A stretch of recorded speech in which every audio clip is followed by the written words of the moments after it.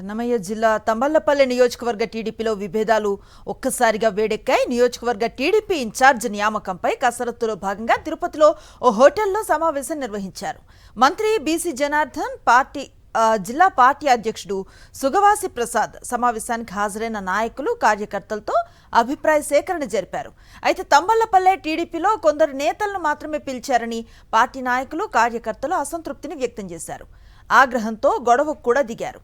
మాజీ ఎమ్మెల్యే శంకర్ యాదవ్ వర్గానికి మాత్రమే సమాచారం అందించారని, 2024 ఎన్నికల్లో పార్టీ కోసం కష్టపడ్డ వారిని పిలవలేదని గొడవకు దిగారు. శంకర్ యాదవ్ను తంబళ్లపల్లి టీడీపీ ఇన్ఛార్జిగా నియమించేందుకు కుట్ర పన్నుతున్నారంటూ అక్కడి మాజీ ఇన్ఛార్జ్ జయచంద్రారెడ్డి కూడా సోషల్ మీడియాలో ఒక వీడియో పోస్ట్ చేయటం చర్చనీయాంశంగా మారింది.